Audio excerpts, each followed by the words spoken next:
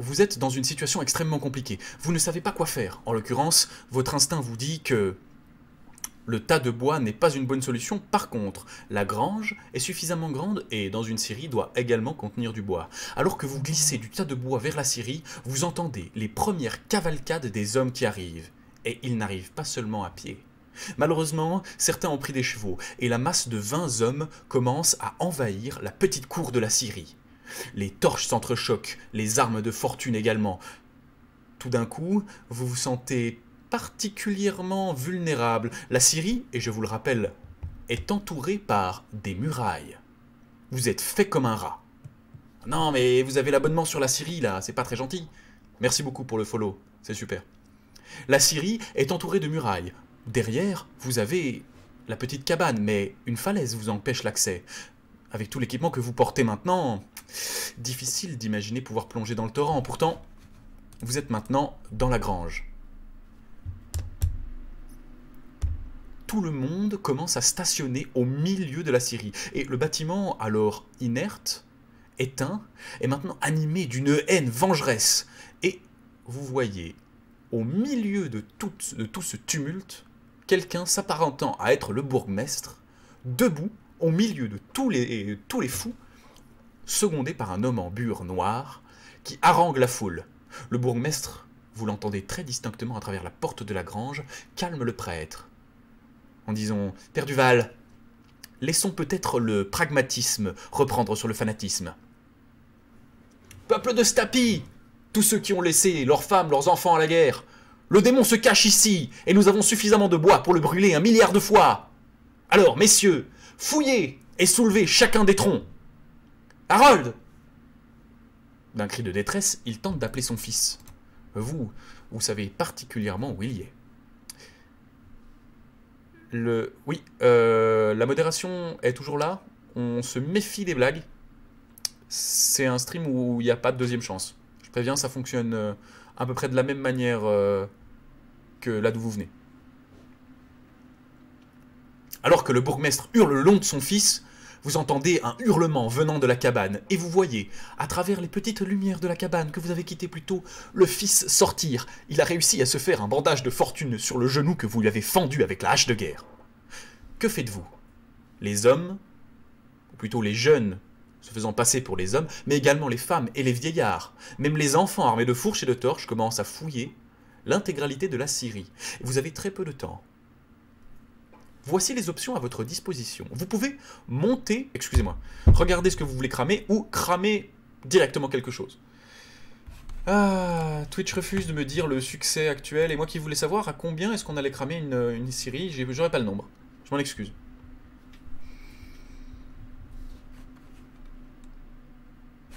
Formidable. Alors ça va cramer direct. Je m'excuse encore pour cette déco sauvage.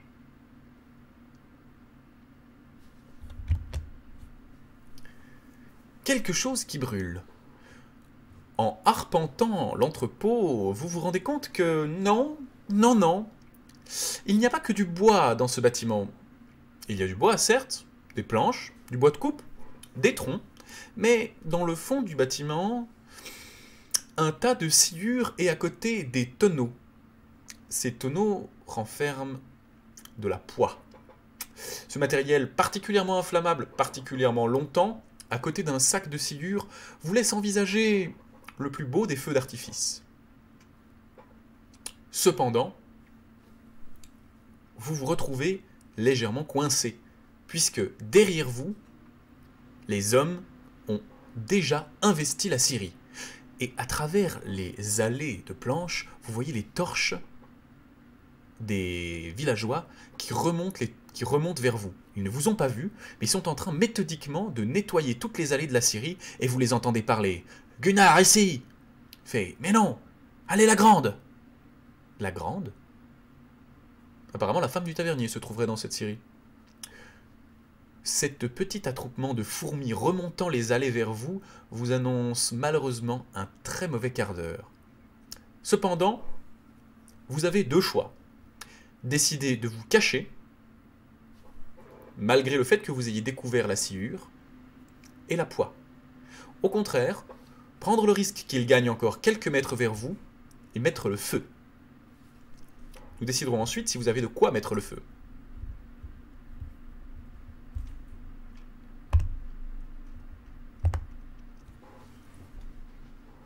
Et merci pour le numéro 2. Vous avez 30 secondes pour décider. Un mec qui garde des tonneaux de poids dans une série, l'innocence des jours heureux. Bah souvent la poids en fait on peut la faire avec le. On peut aussi faire la même chaîne de production qu'avec la série. C'est pas non plus complètement déconnant.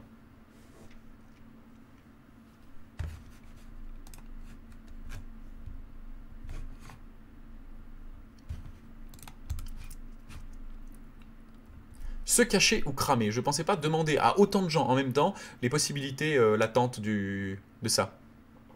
Ah. Vous êtes en train de faire... Ah, aïe, aïe, aïe, aïe.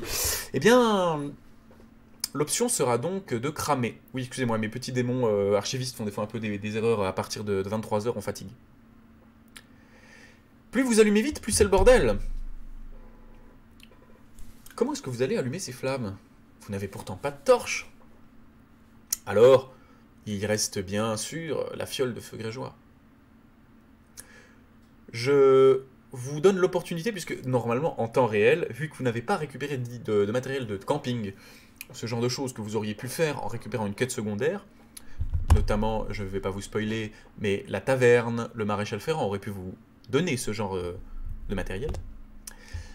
Vous avez une seule option pour allumer cette série. C'est la fiole de feu grégeois. Je vous donne donc une dernière option. Est-ce que vous l'allumez en utilisant la fiole de feu grégeois, et donc vous brisez la fiole de feu grégeois sur un des tonneaux à côté de la sciure, ou vous décidez que si vous n'avez pas d'autre moyen d'allumer la scierie, vous décidez de ne pas l'allumer. 30 secondes pour ce choix. Allumez tout de même avec le feu grégeois. Ou là, si c'est que du feu grégeois, est-ce qu'on l'allume vraiment? Sachant que on remonte vers vous.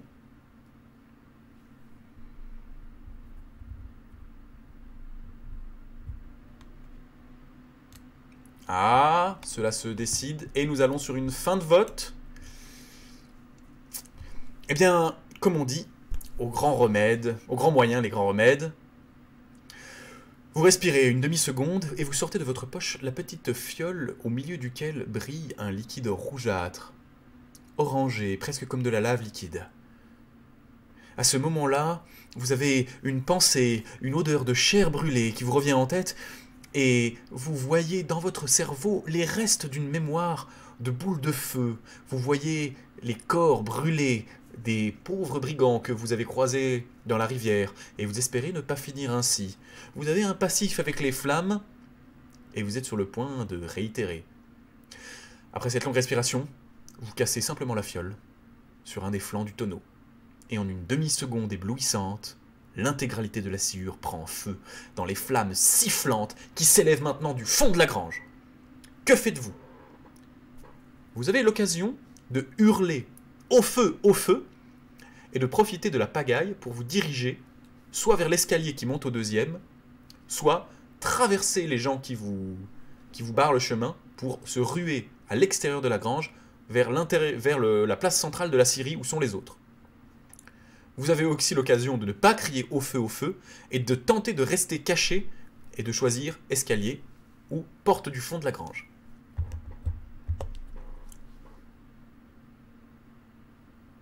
Profitez de la pagaille en hurlant au feu pour traverser les hommes qui vous cherchent et retourner au milieu de la scierie ou à l'escalier, ou se taire, rester caché en tentant d'aller vers l'escalier ou vers le milieu de la grange.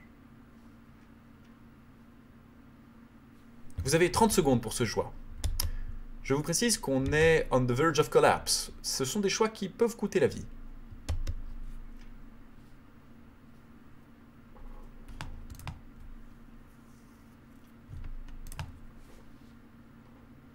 Dans l'éclat éblouissant, en tout cas, vous avez été vu l'espace de la seconde où le feu grégeois a embrasé le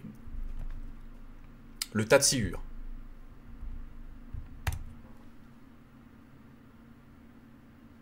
Et cela semble être le choix de la pagaille.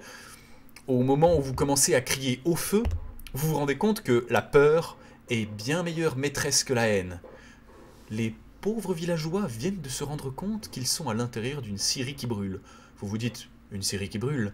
Et à ce moment-là, vous jetez un léger regard derrière vous et vous voyez les flammes, déjà hautes de 3 mètres, monter et lécher les poutres de l'étage supérieur. Les hurlements commencent à retentir partout dans la grange. Et votre cri est repris. Au feu, au feu! Le mouvement se fait contraire et tout le monde tente de sortir de la scierie au fur et à mesure que des nuées ardentes s'échappant des tonneaux de bois qui explosent et qui projettent de la sueur partout envahissent l'espace. Vous sentez une légère brûlure à votre épaule quand un débris de bois vient heurter votre petite tunique de lin. Malheureusement, vous n'êtes pas encore très bien équipé, mais vous avez le choix. Vous pouvez suivre le mouvement et vous mêler à la foule pour sortir vers la scierie ou profiter du chaos pour remonter vers les escaliers. Et vite, tenter de monter sur le toit. Option 1, aller vers la cour de la scierie avec les autres. Option 2, profiter du chaos pour remonter les escaliers direction le toit. 30 secondes de décision. Bonne chance.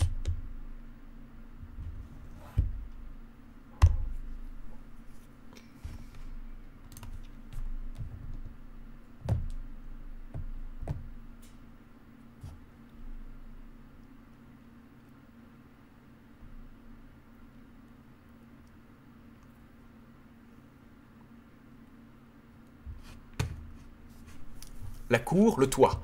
Pendant le chaos, vous commencez à voir que l'incendie fait beaucoup plus de dégâts que prévu.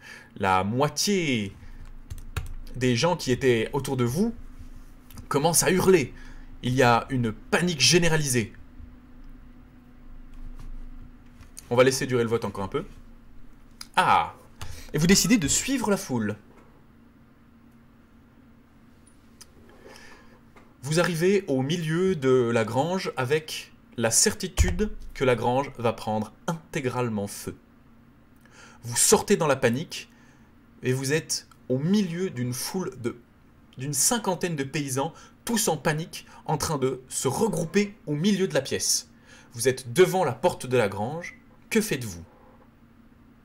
Vous profitez de la pagaille pour essayer de passer derrière la grange et tenter de passer ailleurs, ou vous allez dans le groupe des paysans en tentant de vous faire discret. Option 1, sortir de la grange et tenter de vous faufiler derrière. Option numéro 2, tenter de se faire discret et se fondre dans la masse de paysans, sachant qu'ils sont armés de torches. Vous avez 30 secondes de décision.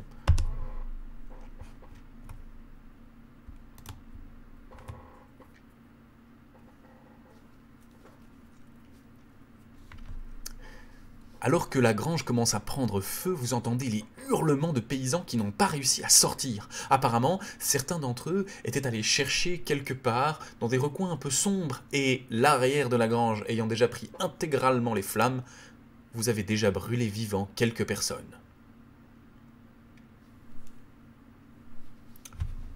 Avec une peur et une compréhension rapide, vous vous dites bien que sauter dans le groupe aurait été une extrêmement mauvaise idée. Dans la panique générale, derrière la grange, vous avez 2 choix. Vous avez 3 choix à disposition. La grange, il s'agit du bâtiment juste en face de la cabane. Vous pouvez tenter de vous glisser vers la sortie, mais vous devrez passer en pleine lumière entre le groupe de paysans et la sortie. Il s'agit de l'option 1. Vous pouvez tenter de vous glisser vers la sortie de la scierie. Vous pouvez également tenter de remonter vers la cabane, où il doit y avoir peut-être un garde, et les restes du fils du bourgmestre tenant toujours son genou à 2 mains. Et par là, tenter de gravir ou de fuir par les hauteurs de ce tapis. Ou alors, vous pouvez tenter d'aller plus loin derrière la grange, essayer de passer par-dessus les murailles qui ont été construites autour de la scierie. Option 1, se glisser vers la sortie en pleine lumière. Tenter de remonter vers la cabane où devrait se trouver un garde et le fils du bourgmestre. Jolie correction de l'orthographe de bourgmestre. Option 3, continuer plus loin derrière la grange et tenter de grimper au-delà des murailles. Vous avez 30 secondes, bonne chance.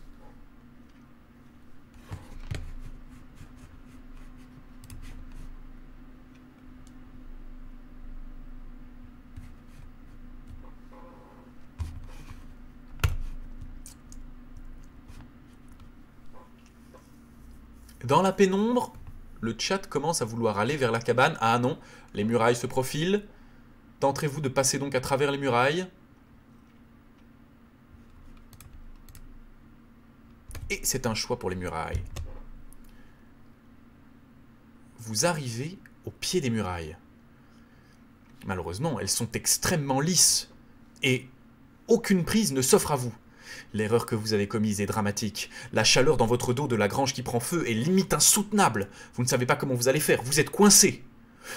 Vous n'avez d'autre choix que de faire demi-tour, à moins que vous ayez une idée pour gravir la palissade. Le chat, si vous avez une idée pour gravir la palissade, il est temps de s'exprimer, ou vous finirez cuit et mort. Je vous laisse 1 minute pour chercher si vous possédez un moyen de gravir cette palissade.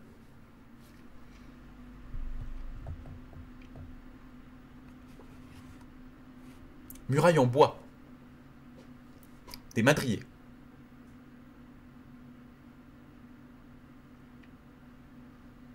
Nous avons déjà du monde qui s'exprime. Évidemment, vous n'avez pas une mémoire incroyable, évidemment. Vous ne savez pas qui vous êtes. Vous ne savez pas ce que vous faisiez dans la vie et vous ne savez pas même si vous seriez capable de vous battre.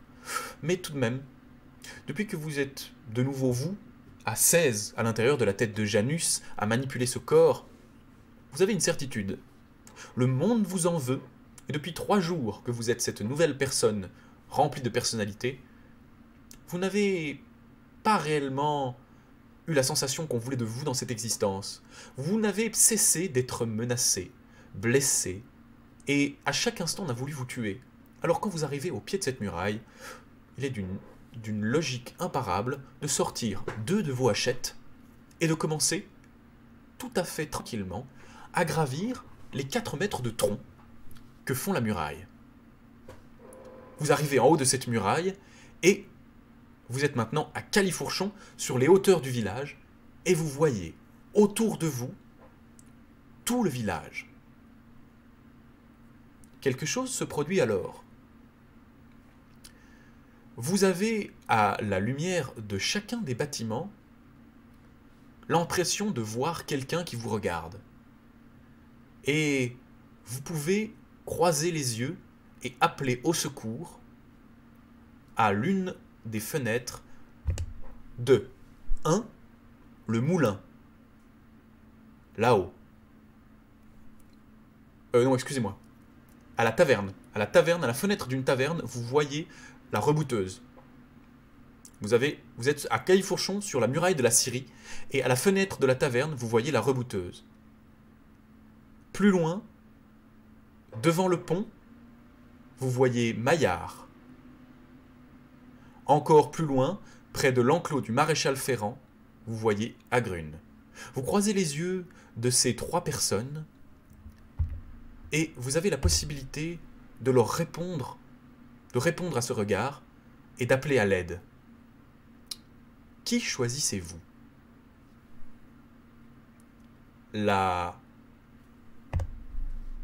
À la secours à l'une des fenêtres de la taverne, la rebouteuse. Ah, c'est un peu rapide, mais le pont, Maillard, ou Agrune, qui est dans le champ du maréchal Ferrand.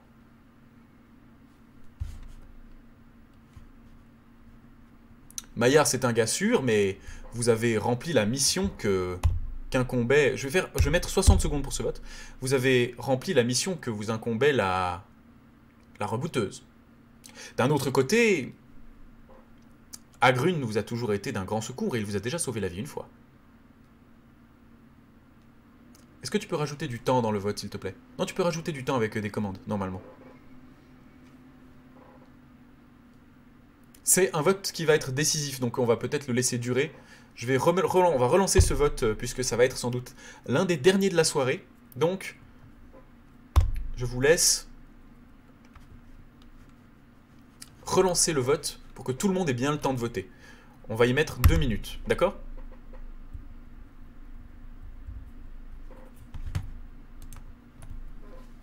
Appelez au secours la rebouteuse qui était à une fenêtre de la taverne. appelez Maillard, qui est sur le pont, ou appelez Agrune, le chef de la taverne, qui vous regarde depuis l'enclos du maréchal Ferrand. Derrière vous, le bruit craquant des tôles et de toutes les personnes qui hurlent dans la scierie résonne à vos oreilles. On vous a vu sur la muraille.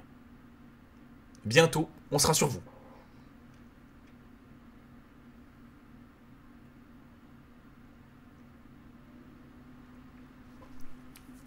Nous avons moins de votes que lors du premier, mais nous sommes déjà en faveur de la rebouteuse. Est-ce que quelqu'un voudrait faire changer la donne pour Maillard ou Agrune? Il semble que c'est la rebouteuse. Sur 17 personnes encore sur le chat, qui décidera?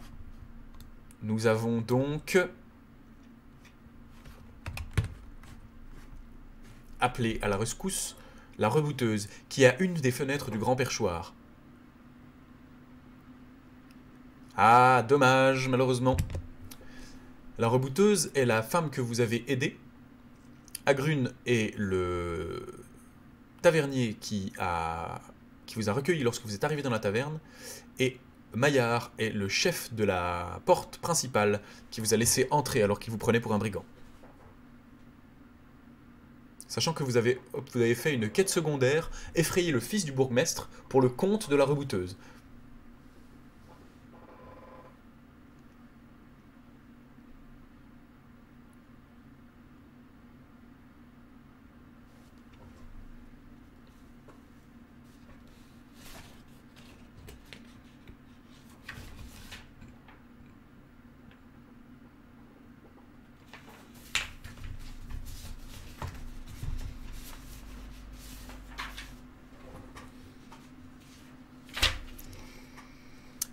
Vous obtenez suffisamment de temps pour croiser le regard de la rebouteuse. Sur la muraille, en pleine panique, vous commencez à entendre des gens qui remontent la muraille également derrière vous. Vous escaladez les pitons de la muraille, tous les madriers qui forment un espace de marelle gigantesque de bois à 4 mètres du sol. À gauche et à droite de vous, on hurle, on crie. Vous ne savez que faire. Et la rebouteuse, vous la voyez dévaler les marches et, par la fenêtre ouverte de la taverne, hurler à Agrune, qui est dans le champ à côté. « Agrune !» Il se retourne vers elle et secoue la tête vivement, regardant à tour la rebouteuse et vous, perché au milieu de la muraille, avec, comme une marée de monstres qui tenteraient de vous atteindre, les paysans qui, malgré les flammes qui dévorent la scierie, tentent de gravir les murailles. Elle reprendra le plus belle. « Agrune, c'est maintenant !» Il secoue encore la tête et l'hurle, et dans un mot magique, sort un juron qui devrait appartenir au plus grand magicien du royaume. « Agrune, tu as juré !» Et Agrune commence à paniquer. Il regarde à gauche, à droite, et sort une longue flûte de sa poche. Agrune, avec sa jambe de bois, avec son dos reconstruit de toutes pièces, qui ressemble à un colosse mal recousu, vous vous dites qu'il a dû connaître la rebouteuse, et vous en avez la certitude lorsqu'elle lui dit « Souffle, souffle, tu me dois ton dos !» Agrune, et alors que vous pensiez qu'il donnerait de tous ses poumons pour faire s'envoler le son le plus strident de sa flûte, souffle un doux air, et dans la nuit montent des notes de plus en plus aiguës, jusqu'à ce que vous ne les entendiez plus. De votre côté, c'est la panique, et de la muraille, vous avez sauté sur le toit du bâtiment administratif. Vous arrivez au bout de ce bâtiment administratif quand vous vous retournez, et Agrune, ainsi que la rebouteuse, ont disparu. Vous gravissez la petite tour au sommet de ce bâtiment administratif. Arrivé en dessus, vous vous accrochez à la hampe du drapeau, en panique. Là-bas, sur le toit, vous voyez du monde. Vous voyez les soldats, un claquement d'arbalète. Vous vous cachez derrière la hampe du drapeau et les tuiles volent sous l'impact du carreau. Vous entendez un battement de cuir quelque part en haut. Dans la nuit, un morceau de nuage noir bouge. Et lorsque vous remettez votre tête près du grand perchoir, c'est pour apercevoir une immense chauve-souris, montée par Agrune, s'élancer sans aucun bruit et venir vous attraper par l'épaule gauche, avant de vous jeter sur son dos. empêtré dans les poils de la bête gigantesque, vous êtes soudain emporté vers le ciel. Et les 4 mètres, les 5 mètres de la tour se transforment en 10, 20. Vous voyez Agrune, sur la chauve-souris, flatter le col de cette roussette gigantesque. Il souffle et serre les dents. Il vous emporte très loin. Et après une petite dizaine de minutes de vol, la chauve-souris qui venait de se poser sur le grand perchoir termine dans un champ, à environ 5 km de Stapi. Vous lâchez les poils de la chauve-souris exténuée et vous effondrez à son côté. Se retournant vers vous, Agrune crache par terre. « Tu te rends compte de ce que tu as fait ?» Dans un silence, il secoue la tête en disant « Ma dette est payée, mais ça va me coûter cher. Je pensais plus monter depuis qu'on m'a abattu au front. Et maintenant c'est terminé, ce tapis pour moi. Qu'est-ce que je vais faire? C'est tout ce qui me restait, cette taverne. » Éperdu, il vous aide simplement à vous relever, et d'un air tout à fait simple, ayant simplement répondu à ce qu'il devait peut-être d'il y a dans un autre monde à la rebouteuse, il remonte sur sa chauve-souris, et vous, à qui vous avez rendu un fier service à la rebouteuse, vous êtes en droit de demander cette faveur. Il secoue la tête définitivement, et vous lance un petit paquet. Dans ce paquet, vous trouvez la cape que vous aviez gardée et un petit rouleau de fil d'argent. Tout cela pour dire que vous venez de récupérer trait pour trait la majeure partie de l'équipement que vous aviez lorsque vous êtes arrivé à Stapi. Agrune remonte sur sa chauve-souris.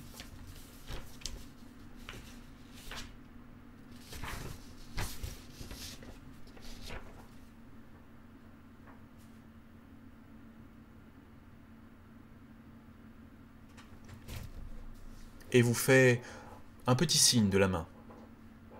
Avant que la bête s'envole, vous avez le temps d'entendre, avec le salut des Vertambeaux et de toute l'escouade des somnambules, « Adieu, j'espère ne jamais te recroiser. » Et il s'en va. Vous avez échappé aux flammes de Stapi, et il s'agit maintenant de la fin de ce stream. Demain, à la même heure, nous allons tenter de faire la fin de cette quête, puisque vous savez désormais où se trouve non pas le camp des brigands, mais l'endroit où vous avez été attaqué. Félicitations, je vous avoue que si vous aviez attendu une demi-seconde ou si vous n'aviez pas fait de quête secondaire pour la rebouteuse, il y aurait eu un demi-cheval pour... il y aurait eu un demi-cheval avec Maillard, mais c'était pas offert. Il y avait quelques bons choix à faire. Et donc vous êtes à ce point de contrôle qu'on va appeler comme des tisons les yeux de la chauve-souris. Voilà. J'espère que ça vous a plu. YouTube, c'est la fin de cette VOD aussi. Et nous allons donc terminer ce stream ici. Oui, effectivement, ça Deus Ex un peu, mais on est dans du roleplay, c'est pas grave non plus. Ça a été laborieux, cette partie open world dans le village de Stapi, mais finalement, je crois qu'on s'en est pas trop mal tiré. Merci à tous ceux qui sont venus du stream de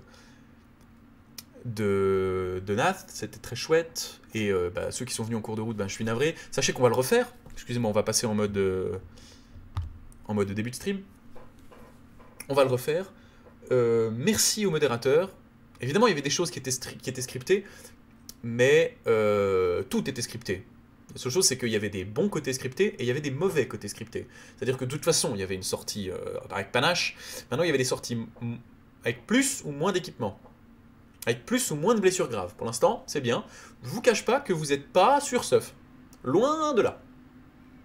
Vous êtes particulièrement dans le mal au niveau équipement.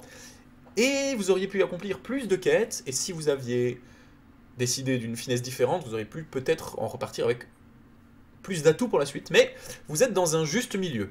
Vous êtes pas mal, vous êtes pas bien. Je vous fais un petit tour de l'équipement. Vous pourrez dire au revoir à ce tapis, qui vous a bien servi. Et vous repartez de ce tapis avec une épée courte et son fourreau, plus sa ceinture. 3 haches de lancer dans un petit rangement caché sous votre chemise de lin. Il ne fait pas froid, puisque maintenant vous avez récupéré la chemise, le tabard, la capeline de voyage des brigands que vous avez d'ailleurs découvert aussi, que l'on nommait les médaillés vert de gris. En l'occurrence, voilà vos seuls habits pour lutter contre le froid. Cependant, il faut aussi mettre à votre compte qu'il vous reste la dague et que vous n'êtes pas blessé. Vous avez été parfaitement soigné et vous avez réussi à faire tenir les points de suture et la coagulation au feu que vous avez fait votre petite amie Agrune. Nous regretterons peut-être l'arbalète, qui aurait pu être très pratique, une armure, peut-être également. Nous regretterons un cheval pour la suite du voyage, puisque pressé par l'acte de trahison, de haute trahison qu'a fait Agrune, il n'a pas pu vous emmener plus loin. Voilà. Si jamais j'ai oublié des pièces d'équipement, vous avez également récupéré le fil d'argent que Agrune a réussi à récupérer de la Grande, qui vous l'avait volé. Donc vous avez l'écharpe, la dague, les 3 hachettes de lancer, l'épée courte, le pourpoint, ainsi que la capeline. Le pourpoint vous tiendra également chaud puisqu'il est rembourré de matelas. Mais il ne s'agit que du cuir, malheureusement. Ça ne va pas aller bien loin si vous prenez, par exemple, un autre carreau d'arbalète.